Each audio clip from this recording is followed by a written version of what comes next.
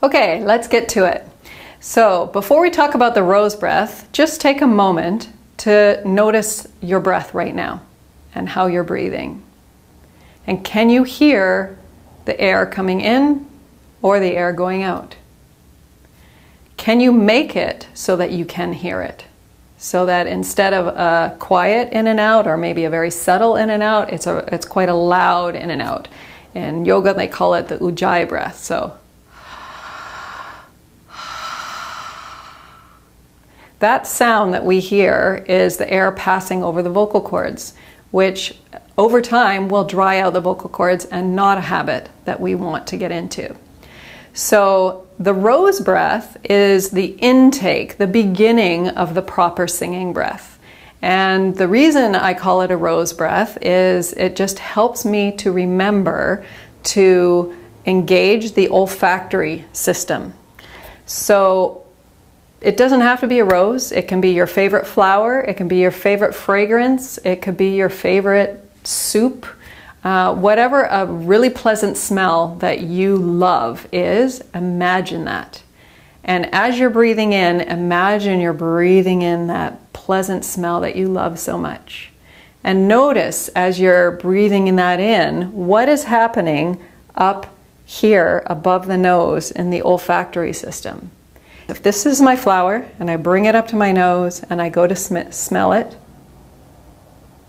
what you will notice is my nostrils flared out because I was opening my olfactory system. So in opening my olfactory system, I took in far more air than I would have normally. And that is the key to the proper singing breath. So when we're taking air in with singing, we do not want to hear or we want it to be completely silent. So what we want to do is breathe in as if we are breathing smelling our favorite smell, but we're actually, imagine you're smelling with your mouth.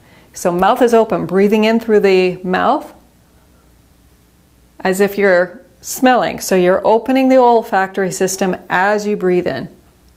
That's a method that has worked for the majority of students that I've taught over the years.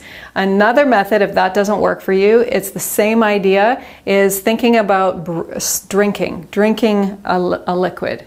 Just opening the throat. So it's like you're drinking the air in. So either way, the result is it's completely inaudible. We cannot hear the air entering the body, which is what we want.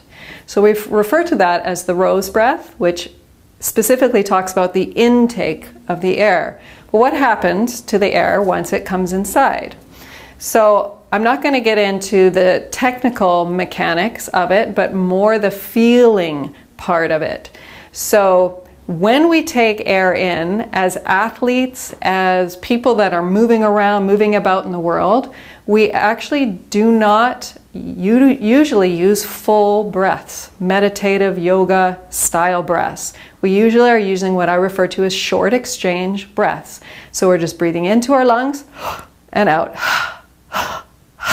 So we can still do that slow, or we can still do that silently with the rose breath. But we need to have a deeper breath for singing. We want the diaphragm muscle to be fully engaged. So the way we can make that happen is imagine that as you're breathing in, you are bypassing the lungs and you're breathing in down into your torso. And you want to be very careful to include the whole torso. A lot of times in yoga they refer to the belly breath. So we are not just talking about letting the belly go and using the front body. We are talking about expanding the sides and the back. So being very aware of the rib cage, opening the rib cage and allowing that diaphragm to expand. And imagine a balloon filling with air. It's not filling on any one side more than another. It's filling very evenly throughout. So you want to imagine that you're expanding right underneath the rib cage, through all sides of the torso. So your front is expanding, your sides are expanding, and your back is expanding. So the air is coming in, expanding down here first, and then just at the very end of the breath, topping up with the lungs. So breathing in through the mouth, bypassing the lungs, filling the whole torso with air, and then just topping up the lungs at the very end. A way you can check it yourself is putting your hands on your back, feeling where the lower ribs are in the back here, and making sure that you feel something happening back here, some action where when you breathe in, you feel that expansion, and then breathing out. Breathing in, breathing out. So making sure the in-breath is silent, making sure the in-breath is expanding the entire torso of the body, really aware of the bottom of the rib cage and how they work together to create the support system for singing. Now the singing breath is something that actually the body does very naturally, so it's not really a training so much as a retraining. If you watch any baby sleeping in their crib, you will see their bodies moving in this way. It's really not until we become toddlers and we become up and we're moving around and active that we start really engaging that short exchange breath. So it's just a re-remembering of how the breath can serve the body. So what we want to do is take a book, a heavy book. This is a nice heavy size book. And we're going to put the book on your abdomen as you're lying on the floor and work with the book to help you learn how to engage the whole core. So I'll just get down and show you how to do that.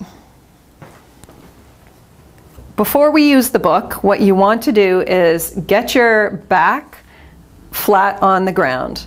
And what you'll notice first off is that there's a little bit of a gap, natural gap, what we were talking about, there's a natural S-curve of the spine. So that works really well for this exercise. So as you're breathing in, put your hand on your belly. And as you're breathing in, if you are only using your lungs and you're not using your torso, when you breathe in, your chest will rise and your middle section will fall. So when we're doing the athletic breath, it's all in the lungs and the chest. So breathing in, and then the stomach actually kind of goes concave. So that's the opposite of what we're working on. And so for anyone who's an athlete, this can be really tricky. When I first started trying to learn this exercise, it took me probably about 6 months before I truly could get it happening. So, so what we want to do is you can use the book or you can use your hand. So the idea is when you breathe in, if you're doing the athletic breath, my book is a little bit too big, so I don't know if you're going to be able to see this, but when you're doing the athletic breath, the book goes down because the chest comes up. So breathing in, and the book is actually going down because the stomach is going down. So what we want to have happen is for the chest to stay neutral. When you breathe in, you want to be imagining you're getting the lower part of your back pushing towards the floor, and the book should go up. So when we're breathing in, we bypass this part and then exhale, it goes down. Breathing in, exhaling down. Now the other thing to make sure you're doing is not just using your muscles to push the book up, but that you're letting the breath do the work. So the way you can tell is if you feel any action going on underneath as well, because as we mentioned before, like a balloon, it's going to be going in all directions at the same time. So when you breathe in, not only will the book rise, but the lower part of the back will come closer to the floor.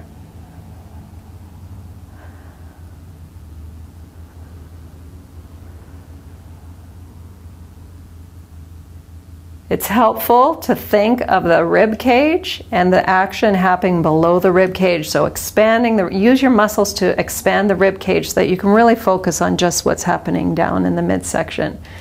Now, this is really tricky. Don't get frustrated. As I mentioned, it took me 6 months before I really was able to do it.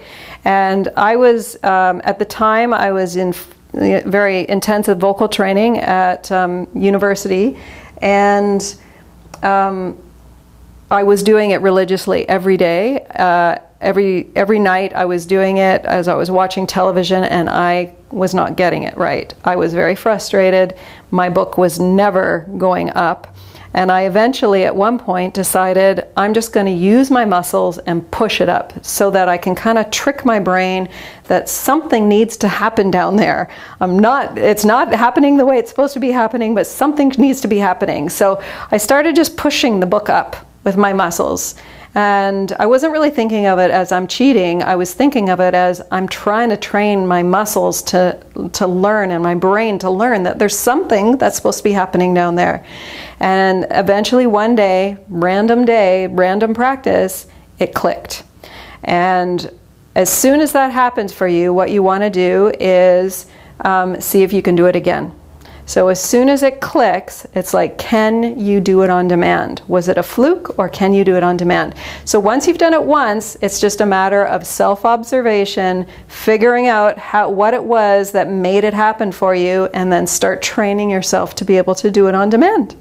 And that is probably the most important part of singing. All the other singing videos rely on having a proper breath so that you can support the sound. Without a good supported sound, it doesn't matter what kind of licks and tricks you're doing. They won't speak well without a really solid breath. So singing is really all about the breath.